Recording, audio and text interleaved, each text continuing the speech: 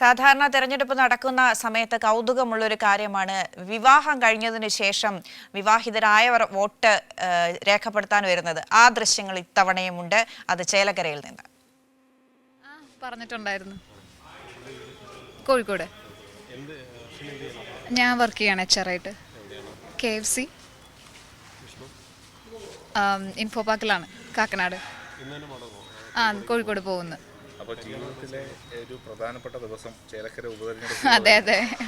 എങ്ങനെയാണ് സന്തോഷം? അത് കോയിൻസിഡൻസ് ആയിരുന്നു. ആക്ച്വലി മുന്നേ കൂട്ടി ഡിസൈഡ് ചെയ്തതായിരുന്നു ഞങ്ങളുടെ വെഡിങ്. ബട്ട് കോയിൻസിഡൻസിൽ അത് 13th ഇലക്ഷനും കൂടെ വന്നു.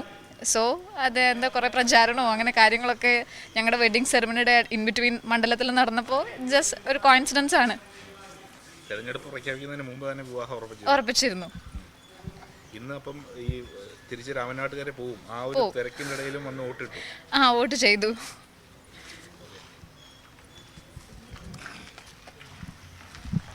തെരഞ്ഞെടുപ്പ് നടക്കുന്ന ദിവസം വിവാഹിതരായവർ വളരെ തിരക്കുകളുള്ള ഒരു ദിവസവും സമ്മതിദാനാവകാശം രേഖപ്പെടുത്തുന്നതിന് വേണ്ടി, ആ വോട്ടവകാശം ഉപയോഗപ്പെടുത്തുന്നതിന് വേണ്ടി എത്തിയിരിക്കുന്ന വിവാഹിതരായ ദമ്പതികൾ, നവദമ്പതികൾ ആണ് പ്രേക്ഷകർ കണ്ടത്.